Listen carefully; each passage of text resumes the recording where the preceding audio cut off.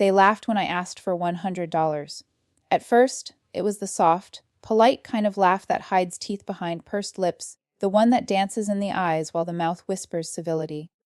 My daughter-in-law, Claire, tilted her head with a smile that was sharp without needing edges, the way someone inspects a painting they have no patience for. "You're serious?" she asked, as if she were unsure I could be. I nodded, slow, deliberate, my heart keeping pace with my calm breath. Just $100. A prescription refill, a minor inconvenience. Or so it should have been. My son avoided my eyes entirely. He fumbled with his phone, thumbs tapping furiously, pretending to manage some crisis in his inbox. Busy, he always said. Too busy to notice me. But I noticed. Always. That was my habit. Watching. Listening. Calculating. Learning the weight of silence and the price of dismissal. Claire's laugh escaped in a short burst, like the snap of a branch, soft but piercing. "At your age?" "Mom," she said, leaning back in her chair, arms crossed. "You should plan better." It was a casual comment, but beneath it was the quiet assumption that my life had no depth, no texture, no story beyond what they could see. They didn't know me. They never had. I had once been the woman people noticed before doors opened. The woman whose signature could shift tides in banking halls. But that was years ago, long before they assumed power over me. Once, my name meant credibility. Now, it meant amusement. The thought should have stung. But I felt no hurt, only clarity. Recognition. The world still moved, but its undercurrent was visible to me. And now, so would be my response. I excused myself politely. The coat on my shoulders felt heavier than usual, though the weight wasn't from fabric. It was the weight of being unseen, underestimated, and overlooked. In the elevator, I held the railing with hands that had built decades of work quietly, meticulously, while the world told me I was too old, too quiet, too insignificant. Those hands had earned trust, created security, and balanced ledgers larger than anything Claire could imagine. Yet here I was, considered fragile, incapable of asking for a simple sum. The quiet indignity settled over me, a reminder that power often exists unseen until it chooses to make itself felt. Back at my apartment, I sat at the old kitchen table under the yellow glow of the lamp, a single cup of tea cooling beside me. I opened my laptop, a device I had kept updated not for leisure, but for independence. My fingers moved over keys with precision. I accessed accounts no one in my household had thought to check in years. Trust funds, savings, stocks, assets spread across institutions that recognized my discretion, but not my domestic obscurity. Numbers appeared on the screen in sequences that meant nothing to Claire and everything to me. Hundreds of millions, unassuming zeros, quietly stored wealth. I did not smile. This was not a game, not revenge, not a demonstration. It was recognition. Alignment. The world was about to remember my presence, and I would remind it that humility is often mistaken for weakness. But weakness, I had learned, is an illusion. The next morning, I walked into the bank, not the branch I frequented for errands or check deposits, but the private branch, the one with frosted glass, the discreet entrance, the absence of waiting lines. My request was simple: to transfer a significant sum from dormant accounts into one central location. The teller froze at the number I presented. She excused herself quickly, leaving me with the hum of air conditioning and the quiet shuffle of paperwork. A manager appeared, his expression carefully neutral. He spoke in measured tones, but his eyes betrayed caution. Phones rang behind closed doors. Algorithms alerted. Security flags appeared. "There appears to be an issue," he said carefully, voice steady but taut. I nodded. Expected. Controlled. I was patient. That is the currency of power often missed by those who believe laughter equals superiority. Meanwhile, across the city, Claire went about her morning unaware that her casual ridicule had initiated a shift in her life that would ripple far beyond her kitchen table. The moment she mocked me for $100 would become a turning point. Soon, the laughter that once filled her with superiority would dissolve into panic. She would realize that under the quiet exterior of a 70-year-old woman was a force disciplined enough, patient enough, and meticulously prepared enough to undo the complacency that had allowed her mockery to flourish. The city outside continued its morning traffic, oblivious to the storm building in accounts, phone lines, and internal security protocols, a storm led by someone they considered meek, polite, and powerless. I walked out of the bank, not triumphant, not pleased, but measured, carrying a folder of confirmations, proofs, and authorizations, every step deliberate, every breath controlled. This was my morning, my plan, and my quiet reckoning, and by the end of the day, Claire would understand that misjudging someone's worth is a costly mistake, sometimes far more costly than even she could imagine. By mid-afternoon, the consequences of my quiet action began to ripple through the systems that had underestimated me. Alerts pinged in offices I had never entered, phones rang in corridors I had never walked, emails flagged and escalated by algorithms designed to detect anomalies. The bank froze, not in panic for a client's erratic behavior, but for the sheer magnitude of a transfer that no one expected, no one authorized in the eyes of their protocols. The sum was beyond comprehension, beyond casual reckoning. $12 billion, drawn from accounts long thought dormant, verified and recorded with precision that no one could contest. And yet the room was calm. My expression had never changed. Calm hands, steady breath, every interaction deliberate, every glance purposeful. It was not about spectacle. It was about assertion, about demonstrating that oversight without respect is a vulnerability, and weakness is often invisible until measured in consequences. Claire called shortly after, her voice trembling with a mix of disbelief and urgency. "Mom, what did you do?" she asked, barely able to frame a coherent sentence.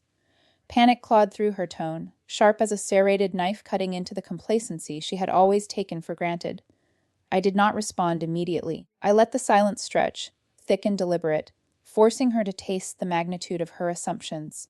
She had mocked me for $100 that morning. Now, every number, every zero, every line of her own domestic empire of comfort was being measured against a force she had never acknowledged. I finally spoke, my voice even, soft, but carrying the weight of inevitability. "I withdrew what was mine," I said. "Accounts that were ignored, underestimated, and dismissed. Funds held in trust, properly recorded, carefully maintained. All of it is visible now, and frozen until corrected." Silence on the other end. Her breath hitched, sharp and uneven. She did not realize that oversight is often the precursor to accountability. That day, she would learn that power is not always loud, but it is precise. Meanwhile, in the private corridors of the bank, managers convened in hushed urgency. Screens flashed warnings. Multiple flagged accounts, verification logs, compliance protocols activated. Security officers reviewed footage, not for fraud, but for legitimacy. Algorithms that rarely faltered now struggled to classify the transaction, unable to reconcile its meticulous authenticity with the disbelief of human oversight. I remained on my side of the glass, calm and composed, completing the final forms, initialing confirmations, signing authorizations, and watching the institution recognize what they had ignored for decades, that discipline, experience, and patience are invisible until action crystallizes them. Every clerk, every manager, every assistant involved now bore witness to the quiet force they had overlooked, the very same force Claire had scoffed at hours before, and the ripple of panic was already moving. At home, Claire attempted to regain control, sending messages to her husband, my son, trying to reconcile the implosion she could not understand. He, too, was caught in disbelief, scanning screens, verifying numbers, calling colleagues who had never spoken to him about dormant accounts of this magnitude. Calls were made. Protocols double-checked. Lawyers consulted. Every department in the bank, accustomed to routine deposits and withdrawals, now operated at the limits of their contingency planning. And through it all, I remained composed. I did not rush. I did not explain. I allowed the unfolding consequences to speak on my behalf. The lesson was not vengeance. It was recognition. The lesson was clarity, a demonstration that age, experience, and quiet competence, when dismissed, may quietly accumulate authority until it is undeniable. By evening, news of the bank freeze leaked. Not through public channels, not through sensational headlines, but through the subtle currents of rumor, internal whispers, and client inquiries. A sudden scrutiny arose from colleagues, associates, and distant relatives who had once brushed past my presence, dismissing me with polite smiles. Overnight, my domestic invisibility became conspicuous. I was no longer the quiet older woman, in the background. My actions had rewritten the narrative, and Claire, who had mocked me in the morning, was now caught in a panic that exposed not just her fear, but her lack of understanding of authority, independence, and meticulous preparation. She realized, perhaps for the first time, that someone could be underestimated, dismissed, and yet completely, irreversibly untouchable when patience and precision aligned. As I sipped my evening tea, reviewing the confirmations on the tablet before me, I reflected on the irony. $100 had been the spark, $12 billion the lesson. Not for spectacle, not for revenge, but to demonstrate the fundamental truth that respect is earned, not assumed, that oversight has consequences, that those who mock the quiet, who belittle the measured, may find themselves outpaced by the very force they thought harmless. I did not gloat. I only prepared for the next day, knowing Claire's panic would be both instructive and revealing. By morning, the city would know the weight of invisible competence. By tomorrow, I would teach them all what it meant to be unseen but unbreakable. The night settled around my apartment like a cloak. Outside, the city lights shimmered off icy pavements, oblivious to the seismic shift in accounts, relationships, and understanding that had quietly, yet irrevocably, taken place. And inside, I sipped tea with the same calm that had once managed crises of far greater complexity, confident that every ripple of today would build the current of tomorrow. The morning sun cut across the city skyline, glinting off steel towers and glass facades, but within the walls of the Cummins residence, the air was thick with tension. Claire paced the polished floor of the living room, her phone clutched so tightly her knuckles whitened. Each vibration made her jump. Her husband hovered near the window, half bewildered, half fearful, silently counting the seconds until some intervention might arrive. Neither had fully processed the scale of what had occurred.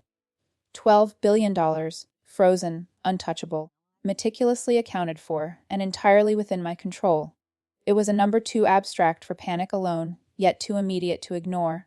She had mocked me for $100 that morning, and now, her carefully curated sense of superiority had evaporated like steam over a hot cup of tea. Claire's calls to the bank were met with robotic apologies, vague assurances, and a mounting sense of urgency from staff members clearly trained to handle normal crises, not a calculated withdrawal of extraordinary magnitude. As she spoke, her voice rose, oscillating between hysteria and disbelief. She demanded explanations, references to policies, assurances that nothing could be wrong, that the system could never fail. But the system had already acknowledged its error. It had underestimated me. Every procedural safeguard, every layer of compliance, every manager who thought experience and caution were irrelevant, all had been rendered obsolete by precision, patience, and authority that could not be contested. In her panic, Claire did not realize that her reactions were part of the lesson. The collapse of assumed power is always sharper when it comes as a surprise, when it is executed without spectacle, without noise, without anger, only necessity and clarity. Meanwhile, I remained elsewhere, reviewing the verification logs, methodically cross-checking accounts to ensure no discrepancy existed, no loophole left for misinterpretation. The calm of my apartment contrasted with the chaos unfolding in the Cummins household and across bank branches. Every form had been filed, every record authenticated, every digital signature logged. It was perfection, not for show, not for recognition, but because careful preparation had always been my armor. And while Claire scrambled to understand, to control, to reclaim what she thought was hers by virtue of assumption, I observed the inevitable truth authority. When silent but meticulous, cannot be contested in a moment of panic. It is realized only when consequences manifest, when chaos arrives at the doorstep of arrogance. By mid-morning, news began trickling through professional networks. Associates who had once dismissed me as harmless, peripheral, or overly cautious now reached out with veiled concern and awkward admiration. Emails arrived with subject lines like, "Urgent review," and "Immediate attention required." Colleagues whispered in corners, attempting to quantify the enormity of the transfer, unsure whether it was a mistake, a glitch, or a demonstration of calculated mastery. Yet, none contacted me directly. None dared. The ripple had already established its epicenter. I was no longer invisible. I had moved from the periphery to the axis, quietly, decisively, without drama, without warning. At home, Claire's desperation escalated. She tried to organize her day, to strategize damage control, but every plan collided with the reality of a frozen system. Her assumptions about privilege, about inherited authority, about convenience and entitlement, had been dismantled. She had treated a simple request for $100 as trivial, a nuisance. She had mocked, laughed, dismissed, unaware that every slight, every underestimation, had been cataloged, stored, and now returned as leverage with surgical precision. Her panic was not just about money, it was about recognition.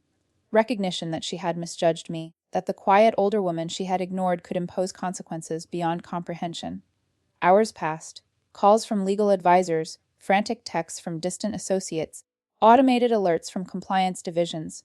Everything reached her in waves she could not control. And all the while, I maintained the same deliberate rhythm, reviewing, verifying, ensuring that no step was missed, that nothing could be contested. Patience was my weapon, not anger. Precision my shield, not vengeance. The city outside moved obliviously, unaware of the seismic shifts that had taken place behind the facades of wealth, assumption, and unearned superiority. By late afternoon, Claire finally collapsed onto the couch, exhausted, defeated, yet unable to fully grasp the extent of her misjudgment. She stared at her phone, at the multiple notifications, at the digital confirmations, at the alerts that no longer required human intervention. They spoke the truth louder than any words could. And then, almost imperceptibly, she understood. The person she had mocked was no longer just a figure of patience. She had become the axis around which reality now turned. And the lesson, bitter and unavoidable, had been delivered with the calm certainty of someone who had lived long enough to understand that underestimation is an invitation to consequence. As evening approached, I closed my ledger, put away the tablet, and allowed myself a quiet smile, not triumph, not satisfaction, only recognition that preparedness, authority, and the quiet accumulation of competence can overturn the assumptions of those too impatient to measure, too arrogant to respect, too careless to consider the consequences of their mockery. The night would settle around the city, unaware of the shifts that had taken place in the hearts, minds, and accounts of those who had underestimated me. And tomorrow, I thought, the real reckoning would begin, not for me, but for Claire, for every system, every person, every assumption that had ignored experience and dismissed capability. And through it all, I remained calm. I always remained calm. By the next morning, the city was beginning to murmur, not with full awareness, not yet, but with the subtle shift of those who sense imbalance before they can name it. Claire had spent the night pacing, reviewing account statements, making frantic calls that only led to automated responses or transfers to supervisors who could do nothing. The lawyers she had retained now seemed less certain, their words hedging, carefully avoiding commitments they could not fulfill. Panic had a voice, arrogance never had one. Claire had once wielded both as if they were power incarnate, but now she had only panic, raw, exposed, and entirely ineffective.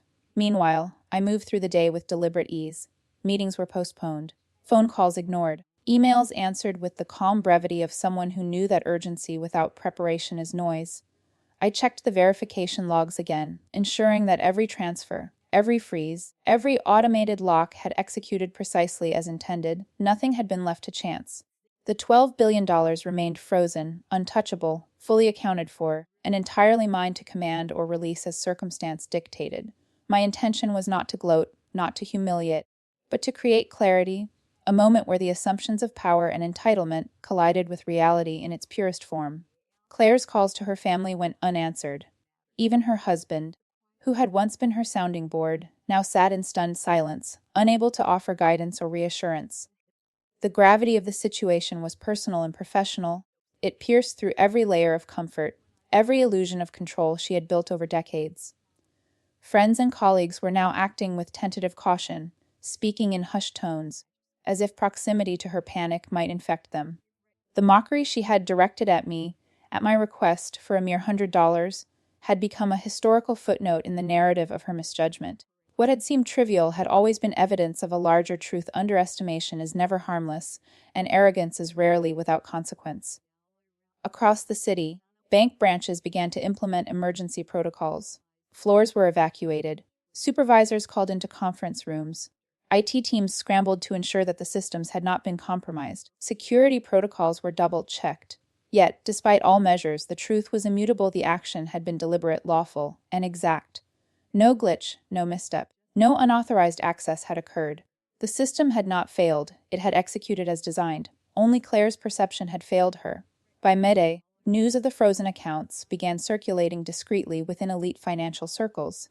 Analysts whispered about unprecedented security holds, about clients rendered immobile by internal protocols. The murmurs were cautious, speculative, yet inevitable. They began to piece together the impossible, connecting dots that led to one person whose reputation had been underestimated for far too long. And somewhere in the middle of it all, Claire's panic deepened, her fingers gripping the phone until it ached, her voice trembling, her plans unraveling.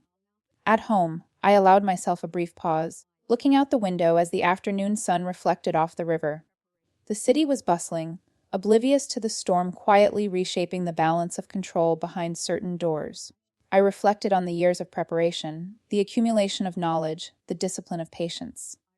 Every slight, every insult, every mocking tone had been catalogued not with bitterness, but with precision, an internal ledger of intent and perception, each entry silently waiting for the moment it would meet consequence. Claire tried to appeal directly to the bank's CEO, a move that was met with procedural formalities and polite refusals. Every department she contacted referred her upward, then sideways, each redirect emphasizing policies she had never read, clauses she had never considered, and thresholds she had assumed were irrelevant. She was trapped, not by bureaucracy, but by her own assumptions. Every word she had spoken in mockery, every laugh she had shared at my supposed incompetence, now echoed back with a precision and clarity she could not ignore. By evening, she sat alone in her office, the room illuminated only by the soft glow of the city beyond. She scrolled through notifications, summaries, alerts, all confirming that the funds were immobile, locked by parameters she had underestimated and could not bypass. For the first time, Claire experienced the stark solitude of consequence, a silence that was not empty but profoundly instructive. She had assumed her privilege was invincible. She had treated minor requests as inconsequential. She had never considered that those she deemed harmless might act with deliberation, intelligence, and authority. And now, confronted with the immovable truth, she could not retreat, could not negotiate, could not escape. I did not intervene, did not call, did not explain. That was the point. The lesson, subtle yet unavoidable, was more effective when internalized. Claire would discover the depth of her miscalculation on her own, and in that discovery, she would learn more than any lecture could teach. By nightfall, I returned to my study, poured a cup of tea, and sat by the window. The city lights twinkled like distant stars. Calm prevailed. Preparation, patience, and precision had won, not through confrontation, but through deliberate execution. The rest would follow naturally. The next morning, I arrived at the office with the quiet satisfaction of someone who had already crossed the threshold of panic, who had already calculated every step, every variable, and was now merely observing the consequences unfold. The world outside the glass doors carried on as usual. Commuters, taxis, pedestrians. But inside, a tension had settled that was palpable, subtle, like the low hum of electricity just before a storm. Claire's calls continued, each one more desperate, her voice fraying, the words tumbling out in a mixture of confusion and anger. The bank staff no longer flinched. They knew, as I did, that the freeze was precise, complete, and unassailable. I poured myself a cup of coffee, inhaling its warmth, letting it settle like an anchor in a day that could have been otherwise chaotic. Each sip reminded me of the meticulous planning that had gone into this. Years of careful observation, patient accumulation of knowledge, understanding both the human element and the mechanical systems that governed wealth. What she had mocked, a seemingly trivial request, had always been a litmus test, a measure of patience, of humility, of attentiveness. And now, it had become the fulcrum upon which everything pivoted. By mid-morning, the murmurs outside financial circles began leaking into the media. An anonymous tip had triggered speculation about the extraordinary freeze. Journalists called the bank for comment. Spokespeople issued neutral statements about unprecedented account reviews. But inside, everyone knew there was more to the story. Quietly, without headlines, the narrative was shaping itself. Arrogance, underestimation, and the inevitability of consequence. Claire, who had once been so certain of her invincibility, was now an unwilling protagonist in a drama she had neither written nor controlled. The staff began to move differently around her. Where there had been hesitation, there was now professional detachment. Where there had been respect tinged with fear, there was now cautious observation. Claire's sudden vulnerability had shifted the dynamic entirely. She had been a figure of authority, a symbol of control, but the freeze had rendered her temporarily impotent. Her status, her titles, her reputation, unable to sway the immutable reality of the system. And in that, there was an unexpected clarity for everyone watching. The power she wielded was not inherent. It was granted by the assumptions and compliance of others. Outside, whispers began to circulate among elite networks. Board members discussed the freeze in low tones, speculating on motives, outcomes, and possible repercussions. Yet none dared speak directly to her. The air carried a tension that was almost theatrical, the kind that precedes revelation. It was subtle, yet unmistakable. And through it all, I moved with deliberate detachment, observing patterns, watching reactions, noting the exact moment when realization would dawn fully. By early afternoon, Claire's calls had escalated to frantic emails, followed by increasingly insistent texts. Every communication carried the same undercurrent: disbelief, fear, and a growing awareness of her own misjudgment. She had assumed a linear world, where privilege and status guaranteed success and obedience. She had not considered that those she mocked could act with deliberate precision, turning assumptions into lessons delivered with the exactitude of inevitability. Each attempt to regain control only highlighted her lack of authority over the situation, a painful revelation she could not escape. I allowed her panic to reach its peak before I made any move, waiting for clarity to emerge through her own understanding. Lessons delivered by force are heard but not internalized. Those discovered through consequence resonate more deeply. My strategy was not vindictive, merely observational. I watched the timing of her realization, the slow dawning in her expression, the subtle shift in posture, the tremor in her tone. Every detail confirmed that she was grasping the magnitude of her miscalculation. By late afternoon, her communications had slowed.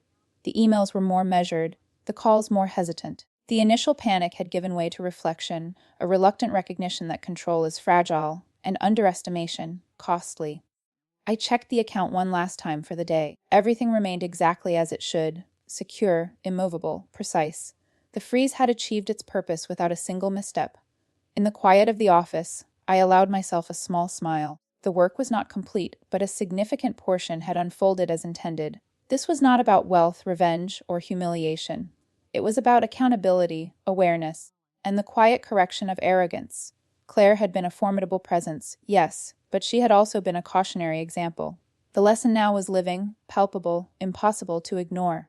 As the city moved toward evening, I closed my laptop and walked to the window. The sky was turning amber, the streets below alive with movement, yet the energy of the day remained suspended within the office walls. A tension resolved only through understanding, reflection, and inevitability. And somewhere, not far from the panic that had seized her, Claire was beginning to see the truth. The 12 billion was frozen, the power structures she relied upon were exposed, and the mockery she had offered so freely was met now with the clarity of consequence. By the time night fell, I had returned home, the city lights flickering through the window, a soft reminder that the world does not pause for panic. I sat quietly, reflecting on the day, the precision of execution, and the inevitability of lessons learned. Claire's panic had been acute, unavoidable, and instructive, not just for her, but for anyone who would witness the unfolding narrative.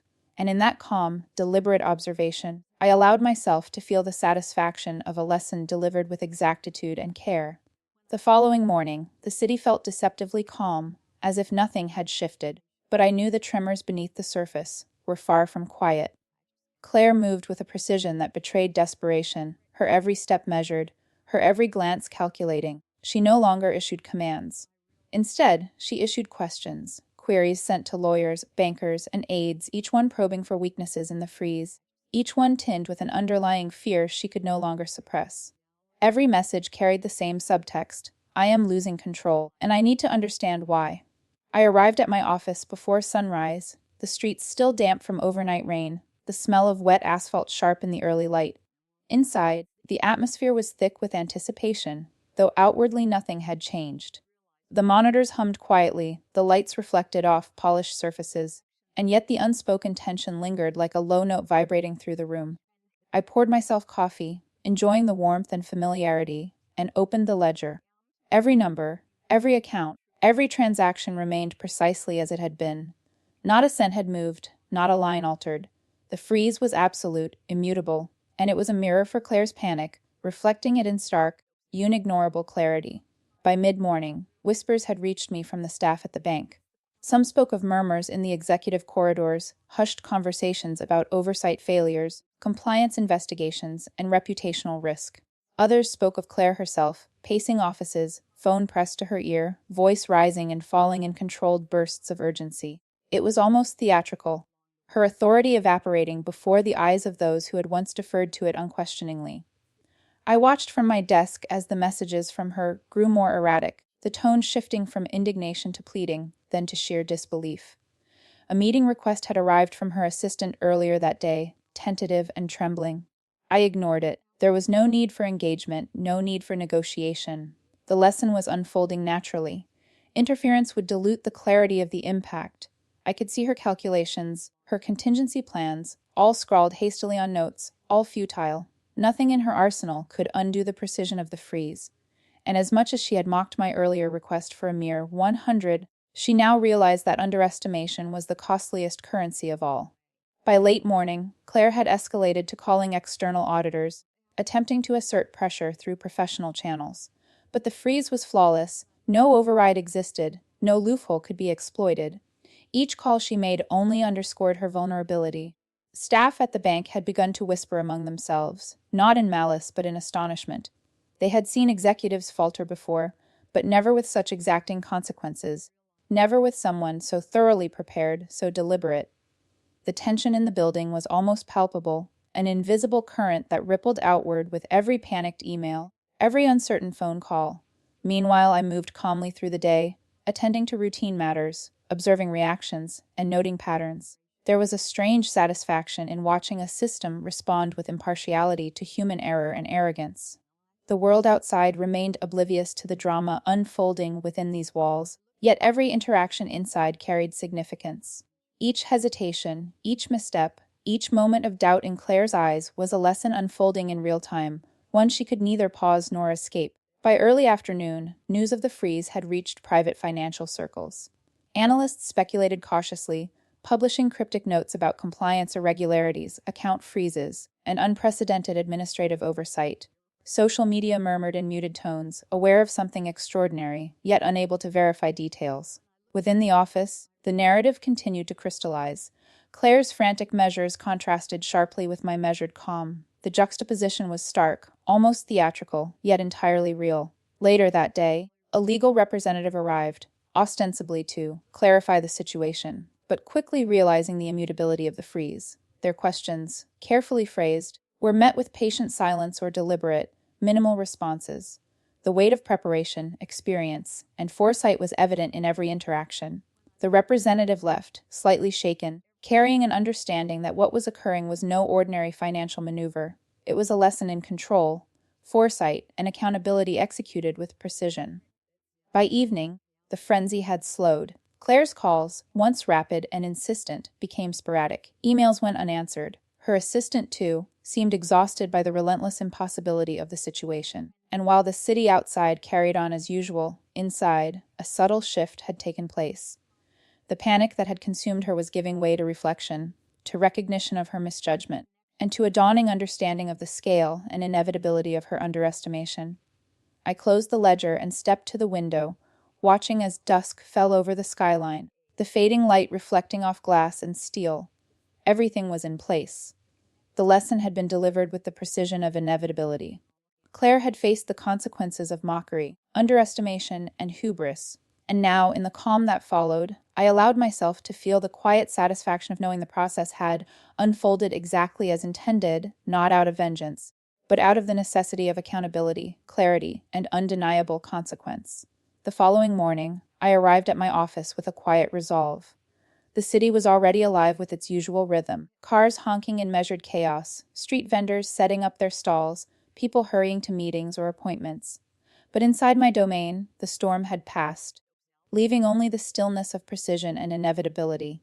Claire had been quiet for the first time since the freeze, and I could feel the residual tension in the air, as if the walls themselves had absorbed it, holding it in place, reminding me of how carefully every detail had been managed. Emails had piled up overnight, not from her, but from colleagues, auditors, and concerned associates. They sought clarification, guidance, or reassurance, each message a reflection of the uncertainty Claire's panic had sown. I read each one slowly, deliberately, making mental notes of patterns and oversights. There was a perverse satisfaction in seeing the network of influence she had once wielded now turned inward, self-questioning, hesitant. The freeze was more than financial. It was psychological. It reshaped perception, forced reconsideration, demanded humility. Mid-morning brought a visitor I hadn't anticipated. Marcus, one of the senior analysts from the bank, stepped into my office with a mixture of awe and apprehension. His tie was slightly crooked, his hands nervously adjusting his notebook.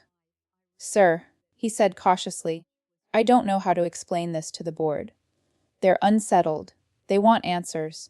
I gestured for him to sit, my tone calm.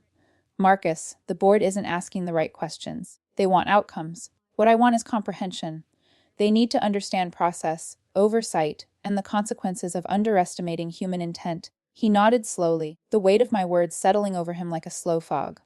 By noon, word had spread further. Small whispers became emails, emails became calls, calls became meetings. Claire's presence, or lack thereof, dominated discussions. Her earlier mockery of my modest request now served as a cautionary tale, her credibility shaken, her authority questioned. And still, she remained silent, her absence more telling than any argument or justification she could have made. People began to speak of her in hushed tones, some with pity, some with barely concealed judgment. Every conversation, every speculative message reinforced the lesson that had been set into motion. Arrogance had limits, and mockery could be costly. Lunch arrived quietly. I stayed at my desk, preferring solitude over interaction. The hum of computers, the low murmur of assistants, and the occasional ring of phones created a rhythm that was almost comforting. Marcus returned with a second report, detailing inquiries from external auditors, lawyers, and even government regulators. I skimmed it, noting their concerns and their insistence on understanding the freeze. Their questions were well-intentioned, but ultimately irrelevant. The freeze was complete, uncompromising. It could not be reversed without deliberate intervention on my part, and I had no intention of reversing it until clarity and accountability were established. Afternoon arrived with an almost tangible pressure in the office. Claire's absence was no longer a secret, it was a statement. Staff members moved with subtle caution, aware that the balance of power had shifted, that someone previously underestimated now held the equilibrium firmly in hand. The silence from her quarters became a topic in itself. Calls to her office went unanswered, emails were met with automated replies, and rumors spread among colleagues that she was either hiding or negotiating frantically behind closed doors. I paid little attention, focusing instead on the tasks at hand, reviewing transactions, confirming accuracy, and ensuring that no unintended disruptions had occurred during the freeze. By late afternoon, the weight of the day settled.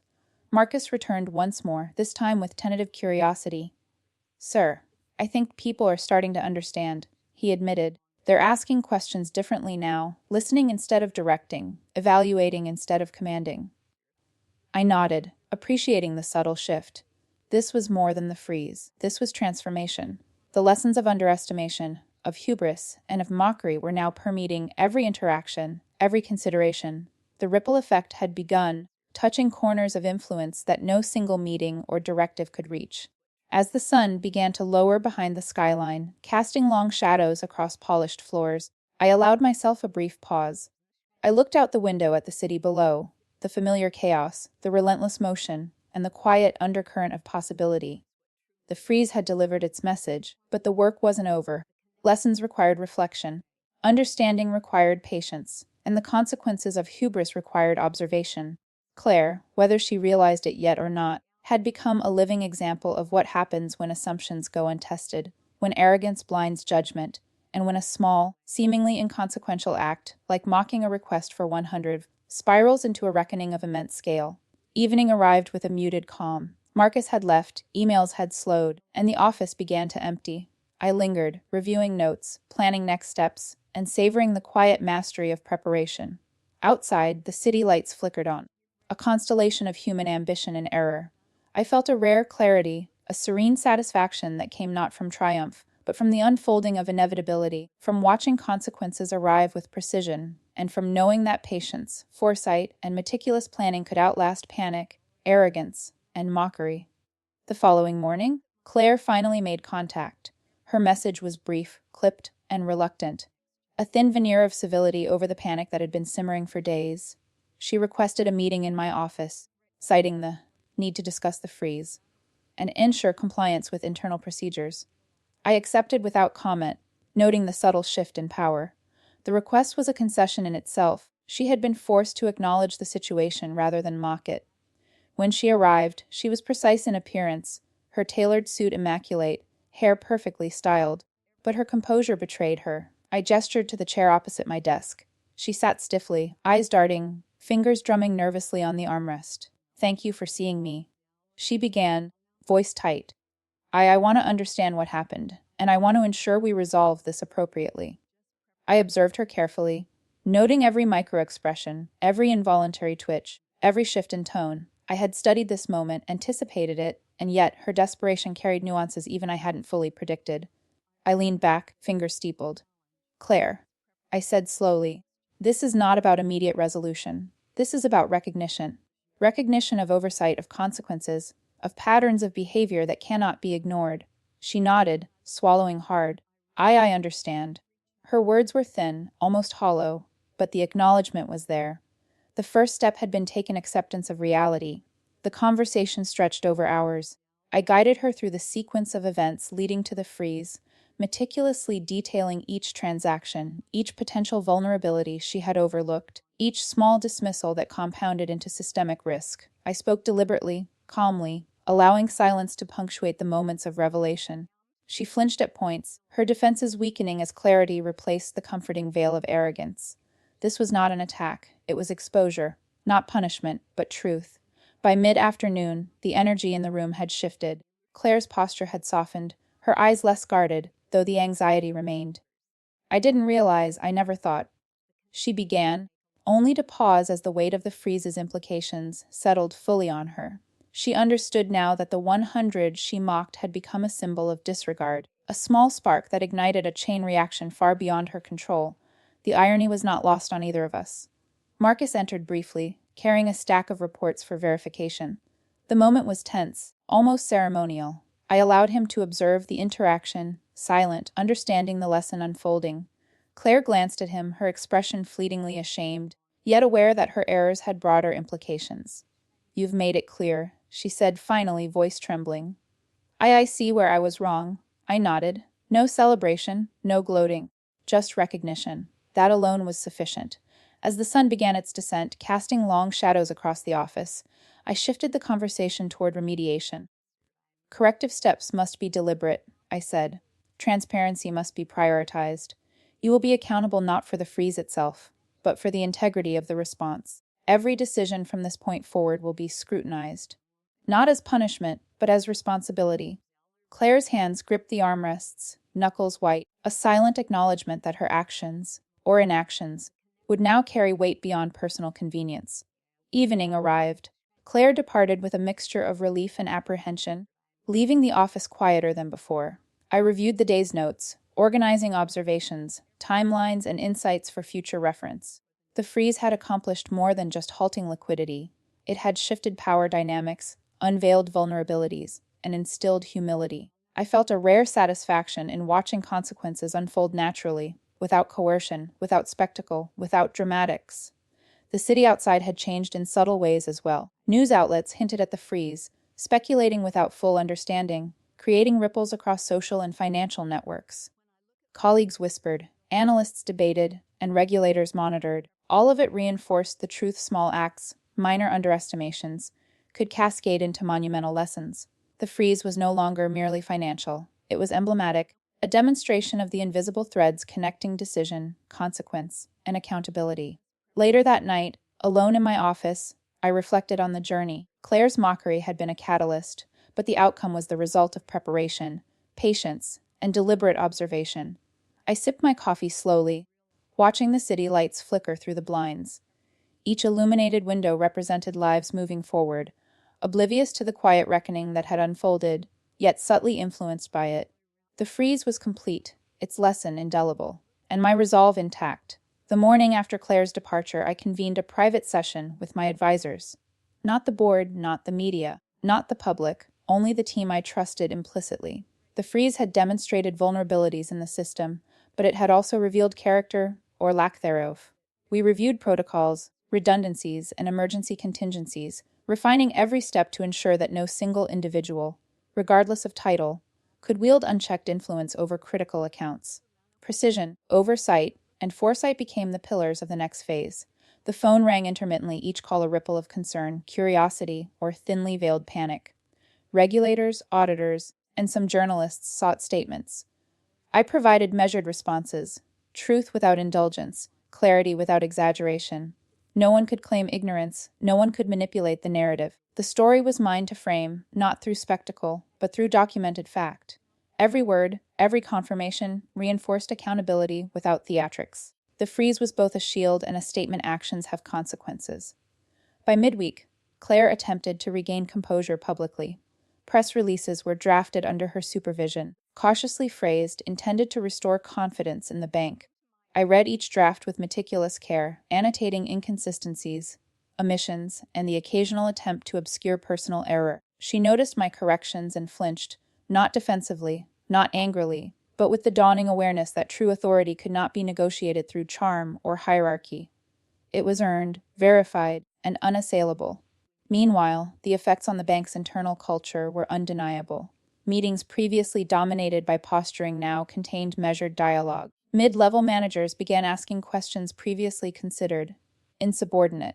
Frontline staff, emboldened by the freeze and its rationale, stepped forward with observations and concerns. I observed quietly, noting that true change was occurring not through mandates, but through awareness. Fear, tempered by understanding, had given way to cautious empowerment. In the evenings, I worked alone in my office, reviewing every transaction, every line of communication, every possible contingency.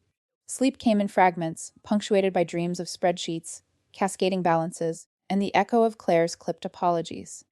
The mind, once trained to respond with calculation, now embraced reflection, considering both the human and systemic elements of every decision. Strategy and ethics became inseparable, each informing the other, each reinforcing the architecture of accountability.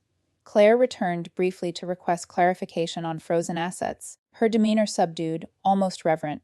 She spoke cautiously, asking questions that revealed both fear and nascent comprehension. I responded in kind, concise, precise, and instructive. Every question she asked, every clarification sought, was an acknowledgement of prior negligence and an opening for growth. The lesson had been delivered, its effectiveness measured not in humiliation, but in recognition. Outside the glass walls of the office, the city responded subtly. News outlets ran features on corporate oversight, highlighting the unusual scale of the freeze and its implications. Social media discussions ranged from astonishment to outrage, but mostly, they focused on the principles of accountability. The narrative shifted. This was no longer a story about money or personal vendettas. It was a cautionary tale about diligence, responsibility, and the quiet power of deliberate action. One afternoon, I received a visit from Marcus. His expression was serious but calm, the result of observing the situation unfold over weeks. He presented a folder of projections, analyzing potential fallout and long-term consequences. Together, we reviewed the figures, discussing mitigation strategies, communication plans, and ethical frameworks. His respect was evident, earned not through authority, but through patience, observation, and unyielding attention to detail. By Friday, Claire had become a different presence within the office, less arrogant, more attentive, acutely aware of the scrutiny she was under. She interacted with staff cautiously, asking questions and deferring decisions she once made unilaterally. Her transformation was subtle, measured, and ongoing, a testament to the freeze's unintended pedagogical effect. I allowed the observation, noting that true accountability required time and reflection, not coercion. Evening arrived. I walked through the office alone, reviewing the quiet desks and flickering monitors, reflecting on the cumulative impact of the past weeks. The freeze had started as a singular act of control, but it had evolved into a demonstration of principle, a recalibration of values, and a tangible lesson in respect and oversight. The city outside continued, unaware of the subtle revolutions occurring behind glass and steel. And yet, the ripple effect had begun. Actions, long overdue, had finally aligned with consequences. The weekend brought a rare stillness. The bank, usually buzzing with transaction alerts and conference calls, seemed to breathe slowly, as if recovering from the storm of the freeze. I arrived early on Monday, walking past the security checkpoints and automated displays, noticing subtle changes. Staff moved with new confidence, colleagues exchanged updates without hesitation, and there was a tentative respect in the way inquiries were handled. The freeze had done more than immobilize accounts. It had recalibrated the atmosphere, quietly teaching lessons that no seminar could. Claire did not appear that morning. I had not expected her. The weeks of scrutiny, the embarrassment, and the ongoing audits left her cautious, restrained, and wary. In her absence, the office adapted. Managers began reviewing processes without prompting, junior analysts asked questions they previously suppressed, and the flow of communication became more transparent. I observed from my corner office, documenting interactions, noting subtle improvements. Real change, I realized, was not about public statements or media coverage, it was about the invisible threads woven through daily actions. By mid-afternoon, my assistant entered with a note. Claire requested a private meeting. Her tone, written and clipped, betrayed more apprehension than confidence. I scheduled the meeting for later that day, curious to see how her demeanor would align with the lessons she had quietly absorbed. When she arrived, there was no theatrical posture, no defensive bravado, only measured steps, a lowered gaze, and hands folded over the folder she carried. She was no longer the person who mocked me for $100. That woman had been replaced by someone cautious, aware, and tentative, a reflection of the consequences she had just experienced. We sat across the conference table. She began with a hesitant acknowledgement of errors, her voice quieter than I remembered. "I understand now," she said, "that my decisions endangered the institution and mismanaged trust." It was neither apology nor plea. It was recognition, a far more potent acknowledgement than words alone could convey. I listened, letting her unfold the reasoning behind her misjudgments, the internal pressures she faced, and the miscalculations that had brought her to this point. Each admission was a stitch in the fragile fabric of accountability that the freeze had begun to sew. I responded methodically, laying out the principles of governance, ethics, and personal responsibility. My tone was firm but not punitive, instructive, not dismissive. She nodded with increasing comprehension, occasionally asking clarifying questions, always attentive, always subdued. In that room, the power dynamic had shifted. No longer was she in command, no longer was she untouchable. Now, she listened, absorbed, and began internalizing lessons previously ignored or dismissed. After the meeting, Claire left with instructions for new protocols and oversight mechanisms. I watched her walk away, aware that this was not an ending but a beginning, a slow recalibration of principles that would shape future decisions. I returned to my office, reflecting on the path we had taken. The freeze had been disruptive, unsettling, and controversial, yet its effects were undeniable. It had revealed character, forced honesty, and, perhaps most importantly, demonstrated that consequences were inescapable when actions disregarded prudence. In the following days, inquiries from regulators intensified, each call methodical, each audit deliberate. The media continued to cover the story, though the narrative shifted away from sensationalism to analysis, commentary on institutional integrity, and lessons in oversight. I responded with calm precision, providing documentation, context, and verification. The freeze, initially perceived as an extreme measure, was now reframed as a decisive act of accountability. The ripple effect extended beyond the bank walls, prompting other institutions to review their own safeguards and risk protocols. Internally, the office underwent subtle but lasting changes. Weekly meetings now included compliance briefings, risk assessments, and transparent reporting. Staff engaged in discussions previously avoided, voicing concerns without fear of reprimand. Confidence grew not from unchecked authority, but from collective diligence, observation, and mutual accountability. I noted every shift, every improvement, recognizing that these incremental changes represented a deeper transformation than any external validation could provide. That evening, I returned home late, tired but contemplative. The city lights glimmered like distant constellations, indifferent to the dramas unfolding below. I reflected on Claire's journey, the freeze, and the lessons learned. Wealth, power, and influence had revealed themselves to be fragile when untethered from responsibility. Humility, recognition of error, and adherence to principle, however, proved resilient. I made notes for future strategies, policies, and checks, ensuring that what had been exposed by crisis would now be fortified by foresight. As I closed the files and powered down my devices, I understood that the freeze had been more than a singular action. It was a signal. It taught vigilance, respect, and consequence. It reminded everyone, from executives to junior staff, that privilege without accountability was unsustainable. And for me, it reaffirmed a deeper truth: one act of decisive clarity, when guided by principle, could ripple outward in ways far beyond immediate perception. Claire, the staff, the institution, all would carry these lessons forward, quietly, persistently, and unforgettably. The first signs of spring brought a subtle shift, both in the air and in the atmosphere of the bank. Cherry blossoms lined the sidewalks outside, delicate petals drifting into the city breeze. And inside, the institution seemed to breathe a little easier. Staff moved with confidence, yet attentively, a quiet humility lingering after the wake, upcall of the freeze. Policies were being revised, protocols double-checked, and a culture of accountability began to root itself in ways that memos and meetings alone could never achieve. It was a slow growth, like watching a sapling mature, but unmistakable. I returned to my office early one morning, clutching a folder filled with observations and recommended adjustments. The freeze had been an inflection point, but the work was ongoing. Claire, noticeably more measured and cautious, appeared soon after, carrying another set of reports. There was no sarcasm in her tone, no derision, only a careful, deliberate professionalism that was foreign yet promising. She placed the documents on my desk and said, "I've reviewed the transaction protocols. There are still gaps, but we can close them." It was the first time she admitted vulnerability without defensiveness. We spent hours reviewing systems, simulations, and checks, going line by line, ensuring no loophole could endanger the institution again. Staff members were involved, asking questions, suggesting improvements, their engagement no longer performative but genuine. Claire, for the first time, welcomed input rather than dismissing it. There was a transformation unfolding, not just in her, but across the organization. People were learning that authority alone was hollow without accountability. It was not punishment that had changed them, but consequence and reflection. Outside my office, life continued its rhythm. Clients came and went, but the tension that had once permeated the halls had dissipated. There were smiles where there had been suspicion, questions asked without fear, and the quiet dignity of people who understood the stakes.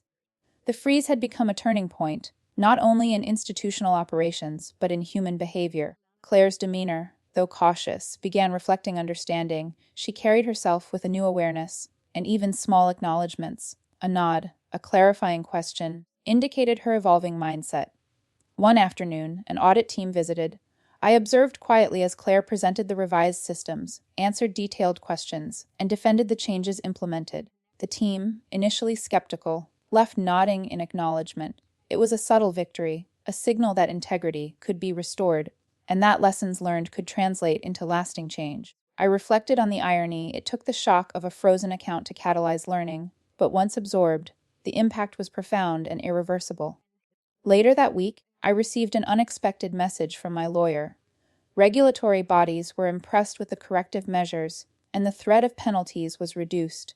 The freeze, controversial as it had been, was now seen as a necessary action, a case study in decisive intervention. Claire read the summary with a measured expression, her fingers tracing the edge of the letter, absorbing its significance. I didn't comment, the moment spoke for itself. Recognition without fanfare, understanding without applause, it was enough. By the following month, internal communications reflected the shift. Staff no longer whispered about past mistakes. Instead, they collaborated openly.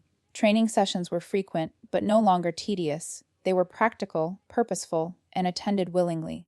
The bank was changing from within, led not by fear of reprimand but by awareness of responsibility.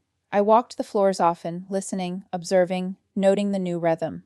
There was still work to do, but the foundation had been reset, strengthened, and fortified. One evening, after the last staff member had left, I lingered in the empty conference room. The city outside glittered under the glow of streetlights.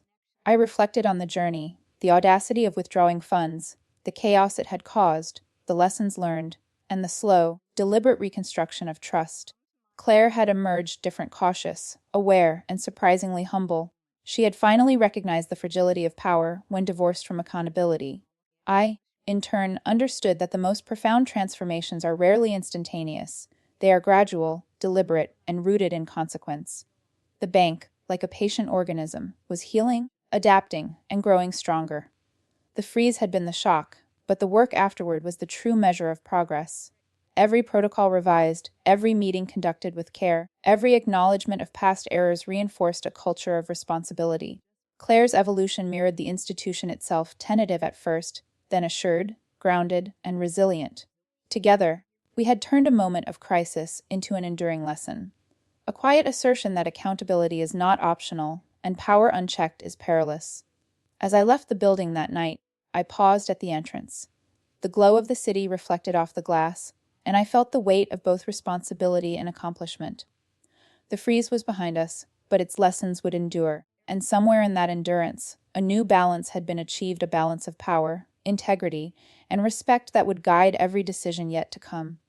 Spring deepened into summer, and the city carried a new kind of energy.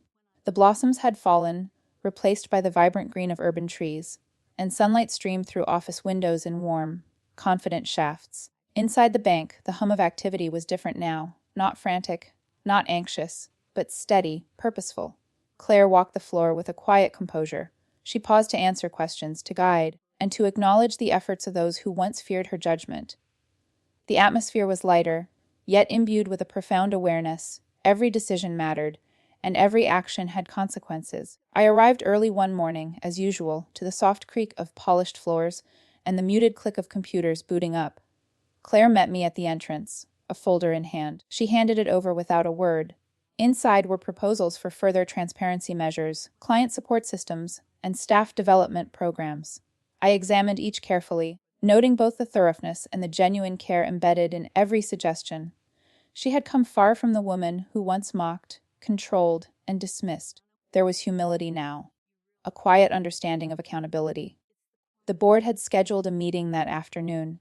As I entered the conference room, sunlight spilled across the polished table, illuminating the faces of directors and department heads.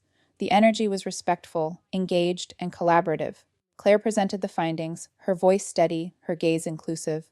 Questions arose, but she welcomed them, answered patiently, and took notes where necessary. For the first time, I saw her not as a subordinate or adversary, but as a partner, someone who had been tested, humbled, and transformed. Outside the city, news of the bank's transformation began to circulate quietly. Industry publications highlighted the institution's new accountability measures, and client feedback reflected appreciation and trust restored. Where once the name carried anxiety and skepticism, it now evoked respect. Stories of the freeze, initially scandalous, were reframed as lessons in responsibility. Colleagues acknowledged the difficult but necessary intervention that had catalyzed meaningful change. I spent the afternoon walking through the client service areas, observing interactions with new clarity. Staff greeted each client with attentiveness and empathy. Policies were no longer distant rules, but practical protections understood and implemented with care. Claire joined me briefly, reviewing minor operational updates. She made a light-hearted joke about my insistence on double-checking everything, and I allowed myself a small smile. Trust had returned, not blind obedience, but earned respect. By evening, the office emptied, leaving behind only the quiet rhythm of diligent work.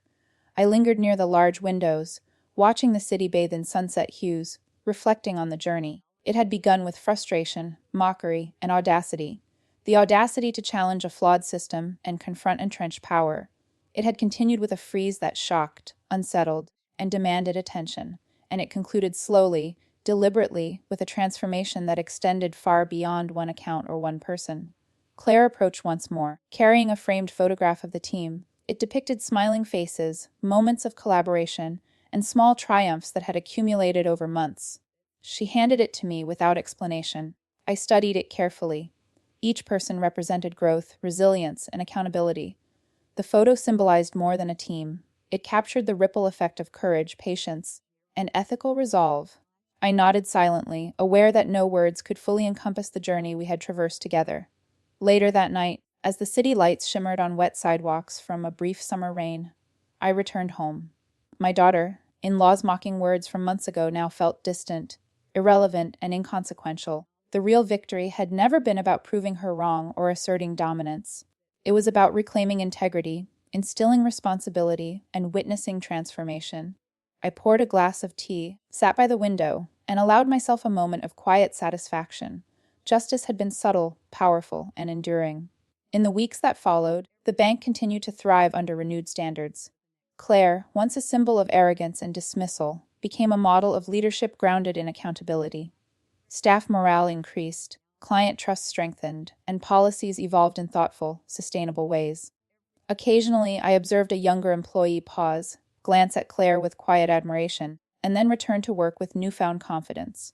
It was a living testament consequences, when applied judiciously, inspire growth and learning. That evening, I wrote a brief note to my family, not to boast, not to gloat, but simply to acknowledge what had been accomplished. "It is done," I wrote, integrity restored, lessons learned, respect earned. No further explanation was needed. My presence, my actions, and the outcomes spoke for themselves. Outside, the city moved with steady rhythm, oblivious to the quiet revolution that had taken root within one institution, and yet subtly affecting the lives of many who trusted, hoped, and dared to believe in change. As I closed the window, the last rays of sun fading behind skyscrapers, I reflected on the journey with calm certainty. The audacity to act, the courage to confront, and the patience to observe had culminated not in spectacle, but in lasting impact. Accountability had been reclaimed, integrity restored, and power tempered with responsibility. My daughter, in law's mockery, was no longer relevant. What mattered was enduring transformation, the proof that one decisive act, guided by principle and persistence, can ripple outward, touching lives, shaping systems, and leaving a legacy of ethical strength. And in that quiet reflection, I finally felt complete.